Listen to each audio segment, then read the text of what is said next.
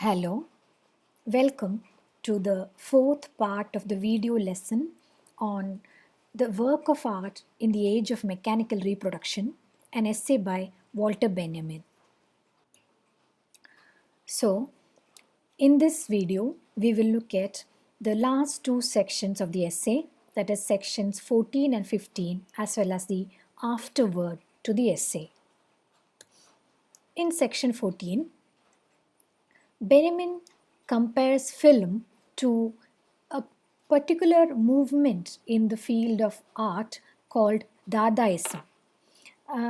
He starts by saying that often in the history of art forms, art generates a demand which cannot be fully satisfied because the technology for it has not yet evolved. And he says that Dadaism in painting and literature is an example of such a demand. So there was a time when art wanted to express something that was inexpressible for it in its current format. However, later technology would come and make such an expression possible.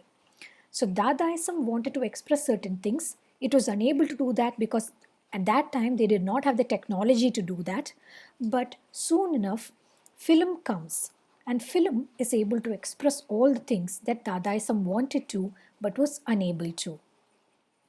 And therefore, he says that Dadaism strives to achieve the effects that film achieves easily later. But Dadaism is forced to use the tools of painting, sculpture, literature, etc. Now, what exactly is Dadaism?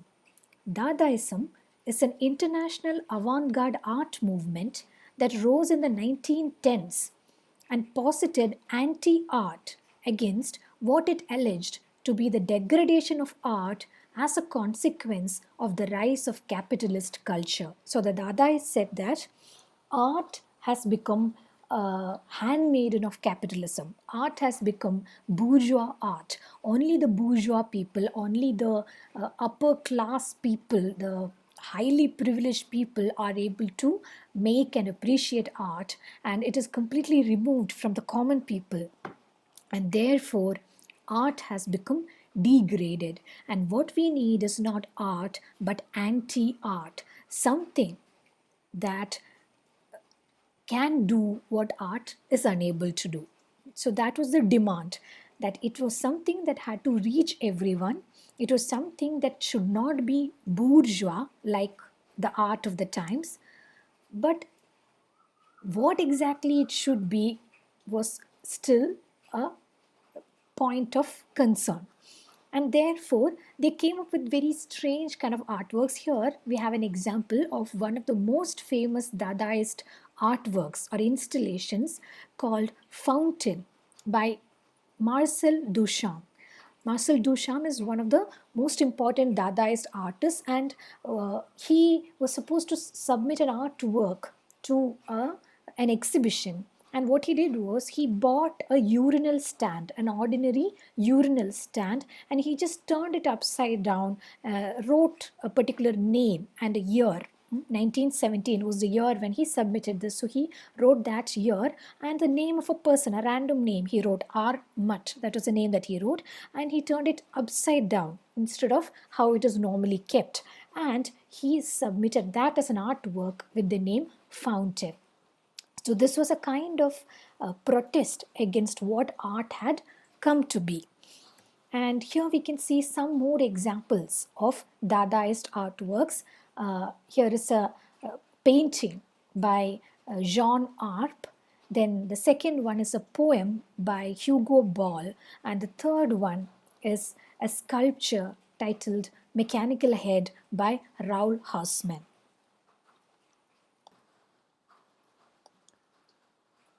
Benjamin says that the Dadaists were happy to sacrifice the marketability of their works in favor of the destruction of artistic aura. And how did they try to destroy artistic aura? By bringing in things which are not usually considered to be artworks, like, for example, the installation by Duchamp that we mentioned just now, or sometimes they, while doing a painting, while creating a painting, they would paste other materials like buttons or bus tickets onto the canvas, and therefore both in terms of visual arts like painting, sculpture and installation, and in verbal arts like literature, poetry, etc., they use the techniques of collage. So instead of creating something completely new which was associated with the aura, the authenticity, the genuineness of a great genius, instead of that they used techniques of collage. They took very ordinary things lying around and they pasted them together, or they put them together in order to create their artworks. And this helped them to try and destroy the artistic aura. But at the same time, the problem was that then their works were no longer marketable. Because what kind of works are marketable? Usually the kind of works that can be easily enjoyed, something that you can look at or read or watch and become easily immersed in. So Dadaists did not care about the fact that their works lost marketability, because marketability was something that they would consider to be to come under the purview of capitalism, and they were completely against the denigration of art by its association with capitalism. At the same time, Benjamin would go on to say that film is able to combine these two things. Film is able to destroy the artistic aura through technological reproduction. At the same time, film is eminently marketable. Film is something that everybody can easily understand. Now, Benjamin goes on to say that there is a major difference between traditional art forms and the art forms which try to destroy the aura, like Dadaism or like film or photography. And what is this? Traditional art forms privilege immersion, whereas Dadaism and film privilege distraction. What does this mean? When we see a painting or a sculpture, like for example, the painting of the Mona Lisa that we had mentioned in the very first video, we contemplate it, we look at it, we take a long time to look at it, and we become immersed in that painting. So, this is what traditional art forms demand from the viewer, that you become immersed in the artwork, you lose yourself in the artwork. However, in film, you don't completely lose yourself in that film. Rather, it provokes distraction from you. Similarly, in Dadaism as well, it privileges distraction, because when you see these Dadaist artworks that I have shown you, some of them, you can look at some other examples online. In these artworks, we don't immerse ourselves in them. We don't just contemplate them, we become irritated, because those artworks make us question what on earth is happening here, and we try to understand. Remember, in one of the previous videos, we had talked about the photographs of the French photographer Eugène Atget, which are just depict empty streets and other kind of landscapes without human beings. And Benjamin had talked about how these photographs actually force us to play detectives, that we are looking for clues in them. Similarly, Dadaism also forces us to wonder what is going on, and therefore it distracts us. We are unable to lose ourselves in that artwork. Instead, we have to really engage with that artwork. And according to Benjamin, immersion is a kind of antisocial behavior, because when you are immersed in a work of art, you are not socializing with others. You are watching a painting, but that is a very individual experience. You're just looking at that painting and you are lost in the beauty of that painting. It's just you and that painting having some kind of mystic communion. However, that distraction, according to Benjamin, is a kind of social behavior, because when you're watching a film or you're looking at a Dadaist work of art and you can't figure out what is going on, then you have to interact with the people around you, with other viewers, and you discuss and you try to come up with a meaning. So distraction is a kind of social behavior, whereas immersion is a kind of antisocial behavior which separates the bourgeois from the masses. And then Benjamin goes on to say that film also evokes distraction rather than immersion due to its constantly moving, constantly changing nature. So Dadaism provokes distraction in us because of the very strangeness of its presentation. But film is not so strange. Rather, you can't just keep watching one frame in a film for a long time, because normally when you watch a film, you watch it, the images keep moving, the frames keep moving, and therefore you don't really have time to sit and watch one frame for a long time. So the film is constantly moving, and therefore we are forced to be distracted. And in this context, Benjamin cites the French author Georges Duhamel, who lamented that I can no longer think what I wish to think. The moving images have ousted my thoughts. The moving images have ousted my thoughts. So when I watch a film, this is what Duhamel says, I cannot really look at it and think about it as I would with a traditional artwork, because the images keep moving and it keeps presenting me with new things. So I have no time to think. I can only keep looking at the images. And Duhamel sees this as a negative thing, but Benjamin sees this as a positive effect of film. He calls this the shock effect that is produced by film. This kind of a shock effect forces the viewer to be more alert, because the only way to absorb this shock effect is if you are very alert, and if you have an increased presence of mind. And therefore, according to Benjamin, it is not that film, which privileges distraction, does not require any kind of attention. It is just that film calls for a different kind of attention than traditional art forms, which call for immersion and contemplation. In the next section, the last section, section 15, Benjamin takes the discussion of distraction versus immersion further. He says, when art comes closer to the masses and a collective appreciation of art is made possible, the change in quantity leads to a change in quality. So it is not the quantity of participants, of viewers. It's not just that the audience of film has become a very large number. That is not the only thing that changes, but rather the very nature of participation itself changes.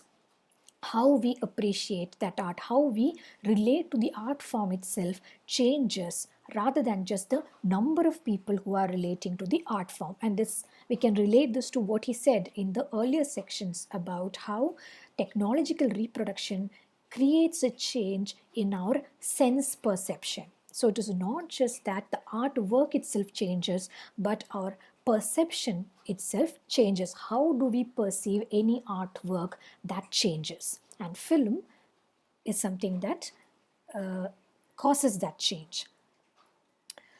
Now, film is not the only example. According to Benjamin, a very good example of an art form that is received by a collective set of people, by a collective audience, by a collective viewership in a state of distraction is architecture. And he says, now, if you're talking about film, somebody might say, okay, film is a very new art form, and you cannot really compare it to the other art forms. But then Benjamin says, what about architecture? Because the history of architecture is longer than that of any other art forms. From the time that human beings started needing shelter, we have started building houses or some kind of buildings. And he says that since man's need for shelter is perennial, human beings will never stop producing and using architecture. Now, Benjamin goes on to say that buildings are experienced in two ways simultaneously. The first, in a tactile fashion, the second, in an optical fashion. Optical means related to our vision. So, to experience a building in an optical fashion means how do we perceive that building using our sense of sight? what is our sense perception of that building?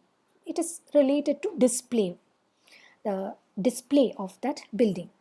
The other one, tactile. Tactile means related to the sensation of touch. What is a tactile way in which we experience a building? It is related to how the building is used.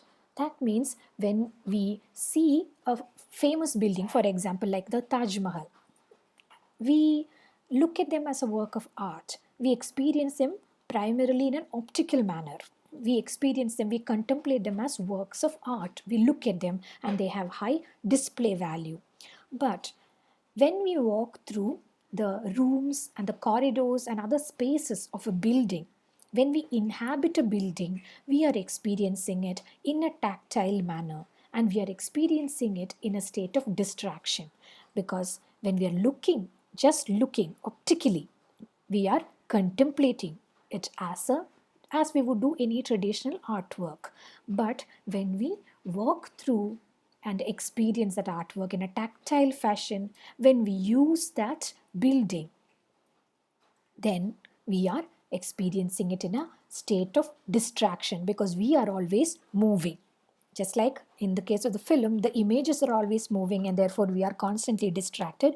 Here, in the case of architecture, we are constantly moving through and using the spaces within that building, and therefore we are always distracted. And in this case, the use value, when we experience a building in a tactile fashion, the use value is higher. And even though he mentions architecture, Benjamin says that cinema is the epitome of this kind of distracted, tactile experience of art. He says that film pushes back cultic value not only by persuading the audience to adopt an appraising stance, but also by ensuring that this appraising stance in the cinema does not include attentiveness. The audience is an examiner, but a distracted one. We have already mentioned how the audience becomes an examiner, because film doesn't actually give you everything. Because it is distracting, it forces you to try and keep up with it. You have to be very alert, and you're always wondering what is happening or what is going to happen next. So you're always examining that film, you are testing it, you are always in relationship of questioning to that film. That is how you are an examiner. But you are not a contemplative examiner, you are a distracted one. You are not just examining it and losing yourself in it, rather you are a distracted person, and precisely because of this distraction you are highly alert and you are able to examine that film in a very precise manner. And this is how you push back the cultic value of that artwork called film. Then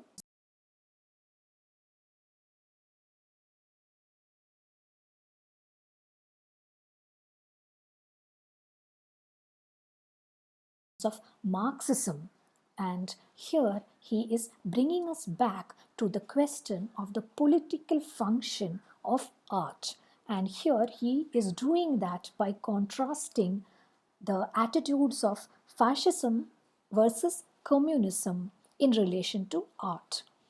Fascism, according to Benjamin, fascism seeks to organize the newly emergent proletarianized masses without touching the ownership structure that those masses are so urgently trying to abolish. So, there is an ownership structure in society, in capitalism. The capitalists own the means of production, and the workers own only their bodies, and they are forced to sell their own labor, and they get only a very small share of the profits. This is how capitalism works according to the Marxist analysis. And what fascism does is, fascism claims that it represents the masses. And like many fascists claim that they are for the people, they are for the masses. But there is a very serious distinction between how fascism approaches the masses and how communism approaches the masses. Fascism claims to give voice to the masses, but all it is doing is seeking to represent the masses, giving a voice to the masses, letting the masses speak without changing the ownership structure, without changing the structure of capitalism upon which society is built. And therefore, the haves and the have nots, the bourgeois and the proletariat, the distinction between them remains and even becomes more and more entrenched in fascism. So, even when fascism claims to give a voice to the masses only have a voice in retaining the very structure that oppresses them. They do not have any way to actually challenge this structure or abolish this structure. So, fascism makes use of the ordinary people, the common people, the masses, by giving them a leader like Hitler and making them pawns in the cult of leadership. It claims that it is for the people and it knows the power of the people because it mobilizes the people, but it does not change the ownership structure, it does not change the social or economic structure, and it does not change the hierarchies in society. And fascism, according to Benjamin, leads logically to an aestheticization of political life. So, this is an important aspect of his essay. This is the very crux of his essay, that so long as art is aestheticized, so long as everything is aestheticized, so long aestheticized means made beautiful, made like a work of art. So, if all our life is to be represented in the way that traditional art represents it, then that is a kind of aestheticization of our social life, of our political life. And the political aspect of it, the social aspect of it, the aspects of our life which want to change the society, which want to change the ownership structures and create a more equitable society, all those things are suppressed and only the aesthetic element is foregrounded. That is what fascism wants. And fascism enlists all kinds of art, including cinema, especially cinema, in the service of producing cultic values. So, fascism also has a different kind of cultic value. This is the cult of the leader. Hitler, for example, or Mussolini, they were leaders, and in fascism, there is no democracy. It is a kind of cult of the leader, and the cultic value of the leader is produced and disseminated and reinforced by fascist art. And so, here on the right side of the slide, you can see. On the right side of the screen, you can see the picture of Leni Riefenstahl, who was a German propaganda filmmaker. She is actually a very important figure in the history of cinema. She has come up with a lot of innovations in film technique. However, her films were used mostly to propagate the Nazi ideology, and she was a very close friend of Hitler. So anyway, there were many other Nazi or pro-Nazi filmmakers, but Leni Riefenstahl is one of the famous ones. So therefore, fascism knows that art has the ability to produce and reinforce cultic value, and it used all kinds of art forms, especially cinema. Then Benjamin goes on to say that the efforts to aestheticize politics always culminate in war. Now, what he means by this is that it is not that every time you try to create an artwork, you end up leading us into war. That is not what he means, but he says that war is the culmination of the use of technology in an anti-social manner. Now, society has always tried to make technology its instrument, to use technology, to utilize technology to better society. But society has never completely been successful. Success in utilizing technology has been gained almost completely by the machines of war. It is in the case of imperialistic war that we can see that technology makes war its instrument. So initially we think that we are the ones who have created these tanks and these bombs and missiles and all, and we think that we have really harnessed technology for the war. But Benjamin says that rather than society utilizing technology, rather than society making technology its instrument, rather technology makes us its instrument. Technology makes human beings its instrument through war. And here Benjamin quotes the artist Filippo Mariniti, who was associated with a particular movement called futurism. He was an Italian artist, and this was a movement called futurism. And Marinetti had written a manifesto for futurism in which he praises the beauty of war and of war machines. So he praises the beauty of the military technology and of the machines of war. And Benjamin says that one of the slogans of futurism had many slogans, but one of the slogans of futurism is fiat ars periat mundus. Fiat ars periat mundus is Latin for let art be created though the world perish. So this, according to Benjamin, this slogan of futurism, let art be created though the world perish, is the culmination of the movement called l'art pour l'art, which is art for art's sake. So when we say that let us create art, art should not have any social value. Art is a value in itself. All that is what the movement of art for art's sake is saying. It is not concerned with the social value of art at all. But Benjamin says that such a conception of art as only for its own sake, as having no social value at all, will culminate in the idea that art is all that matters. Even if the entire world is destroyed through war, so long as we have beautiful art, then nothing matters. That is a very anti-social way of looking at art.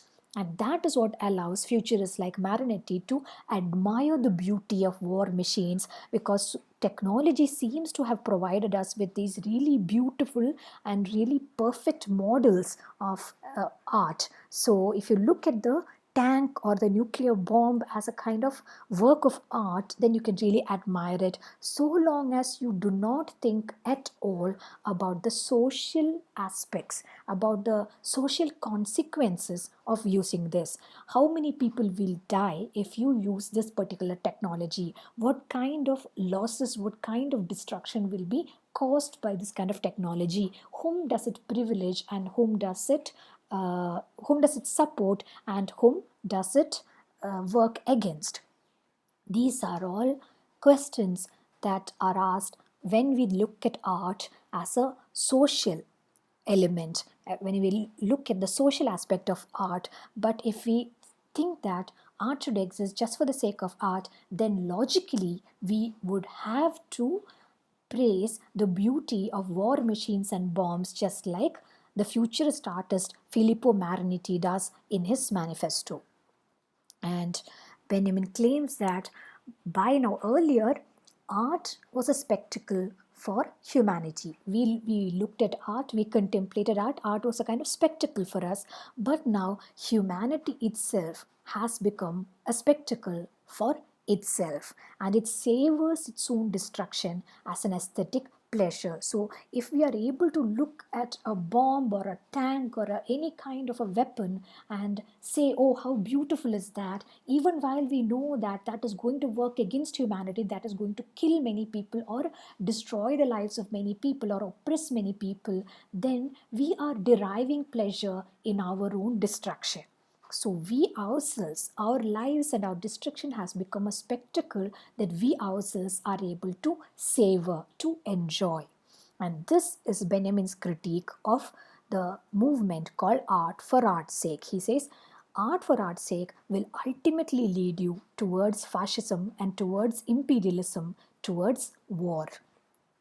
And if fascism pursues the aestheticization of politics, as Benjamin says, then what is communism's answer to it? How is communism then different from fascism? Because communism is not interested in retaining the power structures or retaining the ownership structures. Communism wants to dismantle the entire ownership structure and create a more equitable society where the proletariat will no longer have to be the slaves or subordinate to the capitalists. There will no longer be any distinction between capitalist and proletariat. There will be a dictatorship of the proletariat where the proletariat will reign supreme. And this is a kind of idealistic world that communism wants to create. So, communism wants to change the social structure. Communism has a social vision, and therefore communism would also have a social vision for art. And the answer that communism gives to the aestheticization of politics that fascism pursues, for communism the answer is the politicization of art. All art should be political. So art should not be just for its own sake. Art should be something that can change society. Art should be something that has social value, that has use value not in a capitalist sense, but in the sense that it is useful for society, it is useful for the people, especially the workers, the masses, the proletariat. It is useful. Art should be something that is useful for the ordinary people, for the common people, and that is the only way in which it can become a kind of social behavior. So that is why he was so invested in the idea that film or architecture or Dadaism uh, promote a certain distracted experience of art, and this distracted experience is a social behavior, which means that that is the kind of experience of art which will allow us to question not just that art form but also society. We use that art to question society, and ultimately, hopefully, we try to revolutionize society, we try to change society, we try to completely dismantle the existing power structures in society and come up with a more equitable society. The politicization of art is the only way towards the transformation of society. So, now we have completed the essay, The Work of Art in the Age of Mechanical Reproduction by Walter Benjamin. Thank you for watching.